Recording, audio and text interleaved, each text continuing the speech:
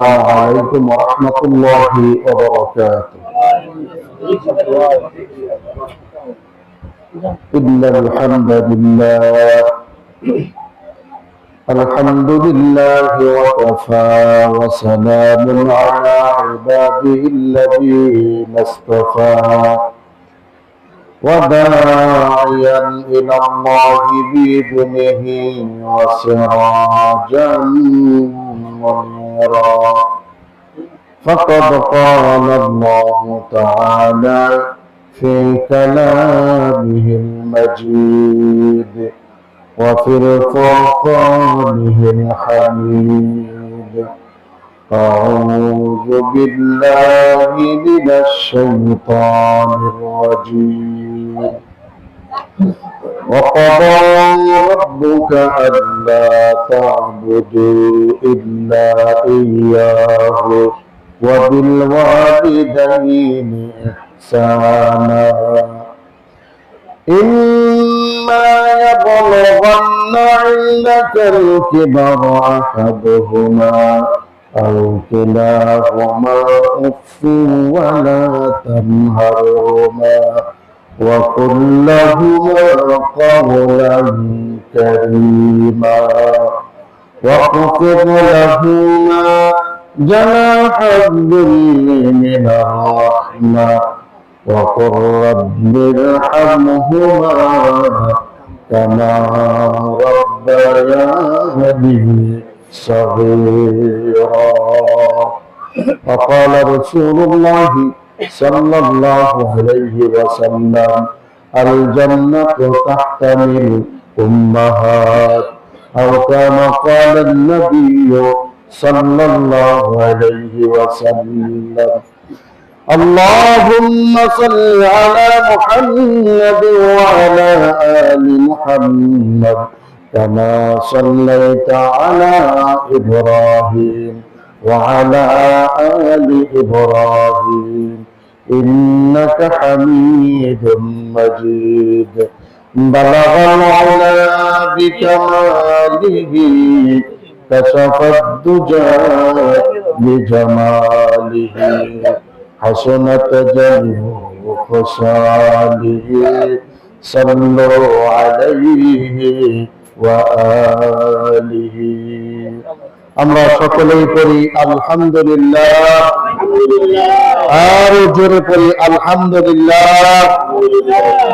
মাচান পূর্বপাড়া আব্দুল বারেক আলী আক্কেল আলীর নিজ বাসভবনে চতুর্থ বাৎসরিক ওয়াজ মাহফিলে উপস্থিত হযরত উলামা ইকরাম, আমার সামনে সমবেত প্রাণপ্রিয় মুরব্বিয়ানে আযম, যুবক ভাইয়েরা, কচিকাতা বন্ধুরা, পর্দার অন্তরালের সম্মানিত মা ও বোনেরা, আমি আমার অন্তরের অন্তঃস্থল থেকে আপনাদের সকলকে আরেকবার সালাম জানাই। আসসালামু আলাইকুম ওয়া রাহমাতুল্লাহ। সালাম দেওয়া সুন্নত নাকি, আর উত্তর দেওয়া ওয়াজিব? সালাম দিলে বেশি সওয়াব নাকি উত্তর দিলে বেশি সওয়াব? সালাম দিলে বেশি সওয়াব। এই জন্য নবী করিম সাল্লাল্লাহু আলাইহি ওয়াসাল্লাম বলছে, তোমাকে কেউ যদি সালাম দেয় তুমি তার উত্তম জবাব প্রদান করো, ঠিক কিনা? এই জন্য আমরা সকলেই সালামের উত্তর দেই, কারণ সালাম এমন একটা আল্লাহর রহমত যেটার মাধ্যমে আপনার যে শত্রু বন্ধু হয়ে যাবে, ঠিক কিনা? আপনার যিনি শত্রু, ওকে 3 দিন সালাম দিবেন, আপনার বন্ধুতে পরিণত হয়ে যাবে। যার সাথে বিদ্বেষ আছে, শত্রুতা আছে, ওকে বেশি বেশি করে সালাম দিবেন। কেউ যদি আপনার দিকে কুদৃষ্টি কুনজর রাখে, ওরে বেশি বেশি সালাম দিবেন, দেখবেন আপনার বন্ধু হয়ে গেছে। সুবহানাল্লাহ।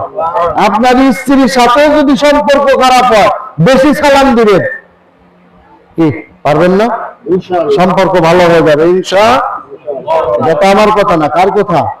রাসূলুল্লাহর কথা। কারণ সালাম আদান প্রদানের মাধ্যমে একজনের সাথে আর একজনের বন্ধুত্ব সৃষ্টি হয়, ঠিক কিনা?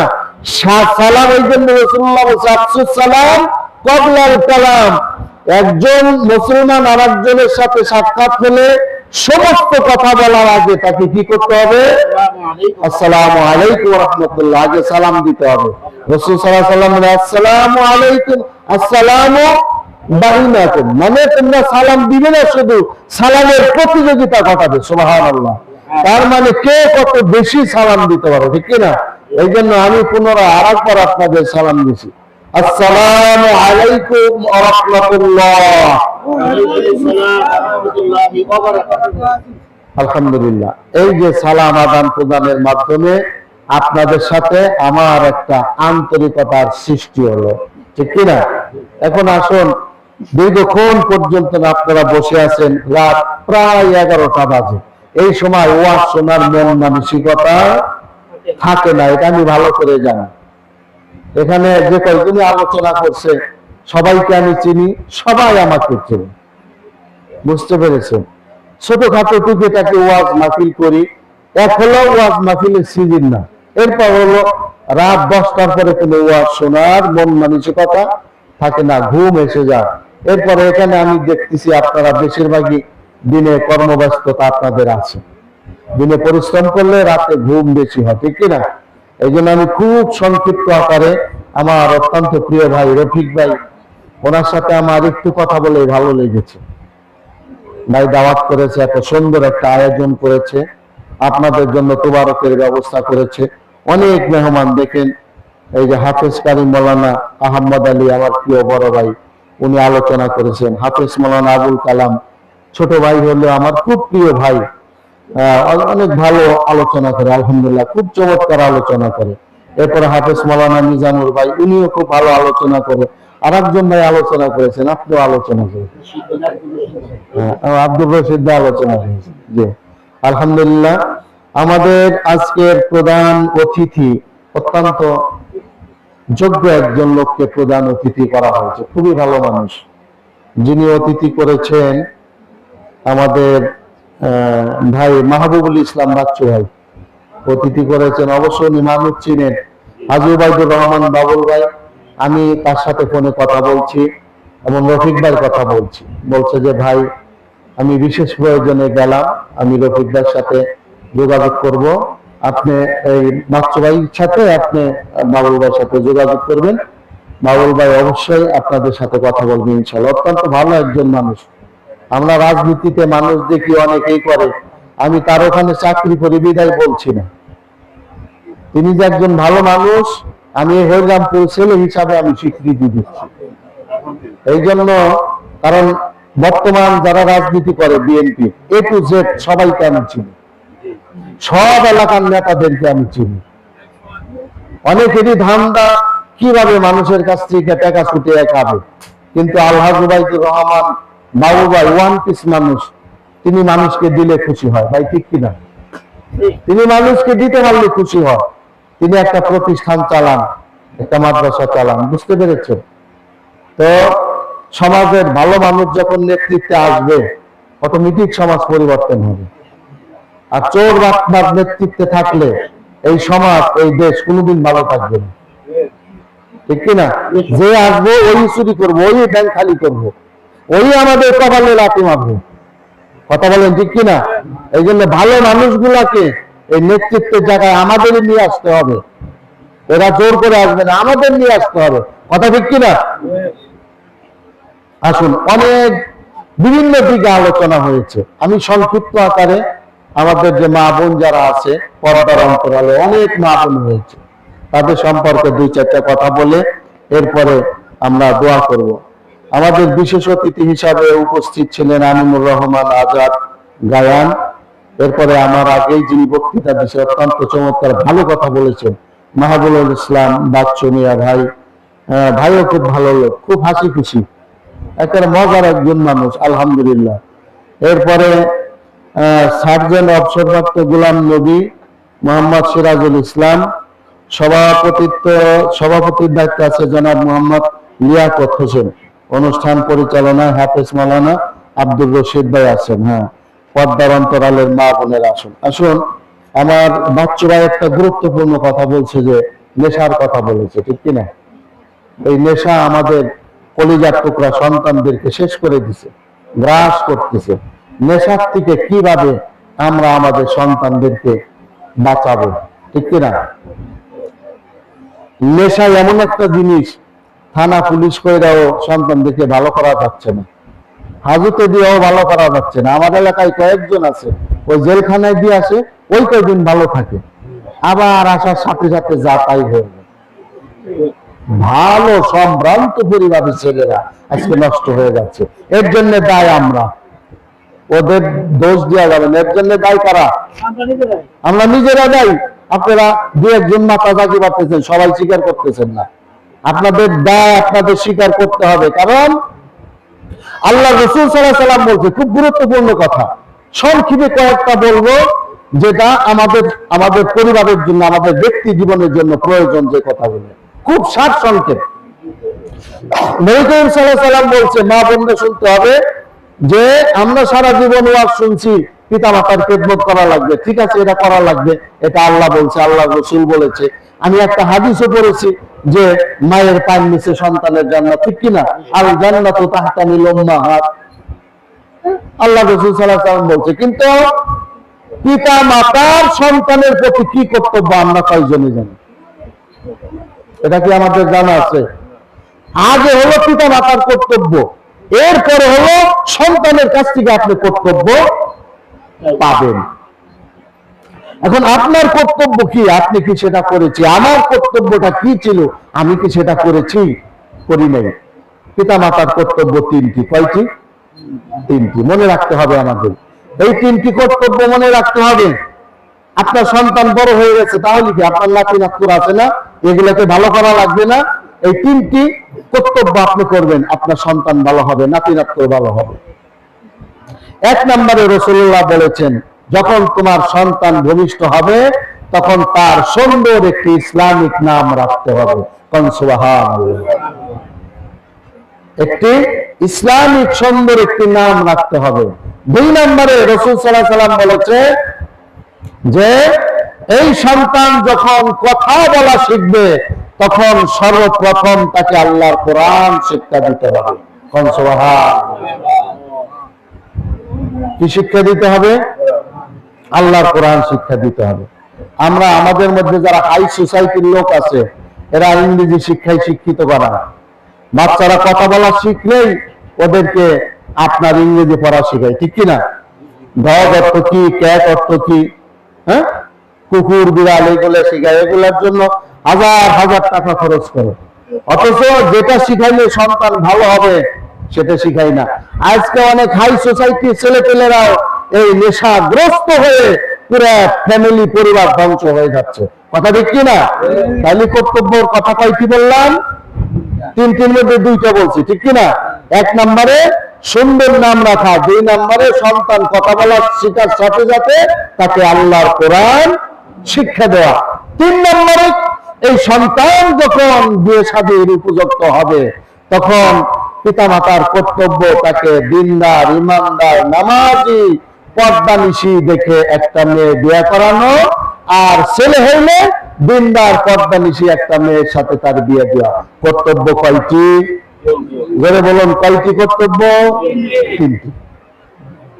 এখন এই তিনটি কর্তব্য যদি আপনি করতে যান, একেবারে লাস্টের দিকটা শুরু করি, যেটা রাসূল সাল্লাল্লাহু আলাইহি ওয়াসাল্লাম বলেছে, দিনদার একজন মা আপনি আনবেন আপনার সন্তানের জন্য। কেন আনবেন এবার শুনেন, অল্প একটু ব্যাখ্যা না করলে বুঝবেন না। হযরত ওমর এই শেষ রাত্রিটা ঘোরাফেরা করতেছে, আর এক পিতা উট দুম্বার দুধ দহন করতেছে, আপনার ওই যে লিটার লিটার যে ইয়েগুলো আছে না, কি এগুলা কি বলে, পাত্রের ভিতরে ঢুকাইতেছে।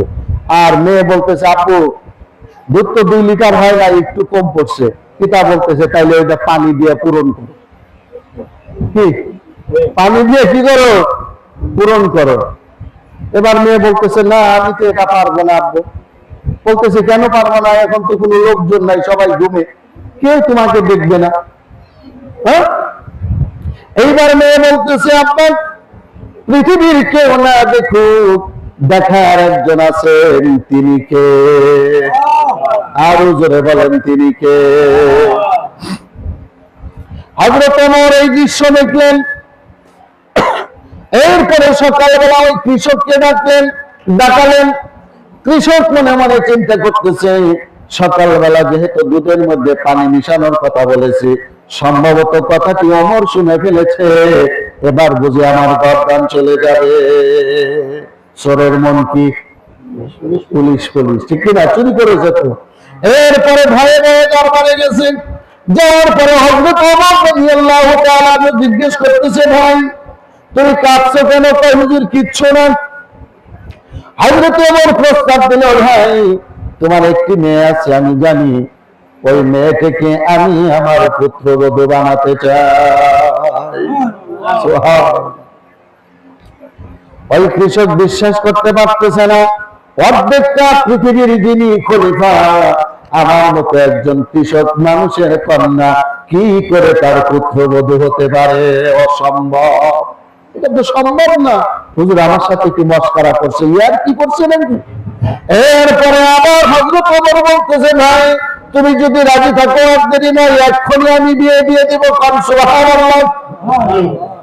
হযরত ওমর রাদিয়াল্লাহু তাআলা বলে, আমি তোমার মেয়ের মধ্যে যেটা দেখেছি সেটি হলো ওর ভিতরে আল্লাহর ভয় আছে। যেরকম সুবহানাল্লাহ। আল্লাহ নবী সাল্লাল্লাহু আলাইহি সাল্লাম বলেছে, যে স্ত্রীটা দিনদারি হবে, যে স্ত্রীটা পর্দানিশী হবে, যে স্ত্রীটা নামাজি হবে, ওই স্ত্রীর সংসারে কোনো অভাব থাকবে না। যেরকম সুবহানাল্লাহ। স্ত্রী যদি নামাজ পড়ে, স্বামীর জন্য প্রাণ খুলে দোয়া করে, আমার আল্লাহ দোয়া কবুল করবে। স্ত্রীর বালা মুসিবত অভাব অনটন গুলাকে দূর করে দিবে। আরো জোরে বলুন কে? আর একটি ছোট্ট ঘটনা শুনুন, সেটি হলো হযরত ফাতিমা যুহরা রাদিয়াল্লাহু তাআলা আনহুমা, ইমাম হাসান এবং হুসাইন অসুস্থ হলেন। এদের জন্য 3টি রোজা মান্যত করলেন। কয়টি রোজা? 3টি রোজা মান্যত করলেন। সন্তান অসুস্থ হলে রোজা মান্যত করবেন, সন্তান অসুস্থ হলে নামাজ মান্যত করবেন। কার দরবারে? আল্লাহর দরবারে। এবার 3টি রোজা মান্যত করেছে। হযরত আলী শেষ রাতে সেহরি খাবে, নফল রোজা। সেহরি খাওয়ার জন্য উঠছে। হযরত ফাতিমা যুহরা বলে, স্বামী গো, আমার ঘরে পানি ছাড়া কিচ্ছু নাই। দুইজনে 2 গ্লাস পানি খেয়ে রোজা রাখলো। হযরত আলী সকালবেলা বের হয়ে গেছে, সারাদিন পরিশ্রম করার পরে 4টি খেজুর এনেছে। 2টি খেজুর ইমাম হাসান হোসেনের জন্য, আর 2টি খেজুর একটি আলীর জন্য, একটি ফাতেমার জন্য। জোরে বলুন সুবহানাল্লাহ। ইফতারের সময় হয়ে গেছে, খেজুর 2টি সামনে নিয়ে হযরত ফাতেমা আলী বসেছে, ইফতারি করবে। এমন সময় 2জন ভিক্ষুক এসে দরজার সামনে কড়া নেড়েছে। হযরত ফাতেমা বলতেছে, আমার খেজুরটা দিয়ে দেয়। আলী বলতেছে, না আমার খেজুরটা দিয়ে দেয়। এবার বলতেছে, না তুমি সারাদিন পরিশ্রম করেছো, তোমার খেজুর দেওয়া লাগবে না। 2জন ভিক্ষুককে 2জনের খেজুর দিয়ে দিলেন। সুবহানাল্লাহ। একদিন 2জনে 2 গ্লাস পানি খাইলেন। প্রথম রোজা হলো, দ্বিতীয় রোজা। হযরত ফাতিমা বলেন, হাদিস শরীফের কথা, হযরত ফাতিমা বলে, পরের দিন হযরত আলী বাড়ির থেকে যখন কাজে বের হয়, আমি আলীর দিকে তাকায় দেখলাম আলীর 2টি পায়ে বাড়ি খেয়ে যেন আলী হেলে দিলে এদিক ওদিক পড়ে যায়। আমি আর দেরি করলাম না, দৌড়ে গিয়ে যাই নামাজের মধ্যে সিজদায় পড়ে কাঁদলাম আর বললাম, আল্লাহ, আমার প্রাণের স্বামী হযরত আলী আজ 2 দিন যাবত 1 গ্লাস পানি খেয়ে রোজা আছে। রব্বুল আলামিন, তুমি আমার স্বামীর শরীরটাকে সুস্থতা দান করে দাও। আমি আল্লাহর কাছে চোখের পানি ফালাইতে দেরি, সালাম ফিরে নামাজ শেষ করে তাকায় দেখি আমার প্রাণের স্বামী আলী সম্পূর্ণ সুস্থ হয়ে গেছে। আমার ভাইয়েরা, আমার বন্ধুরা, দিনদার পর্দানিশী স্ত্রী আপনি বানাবেন।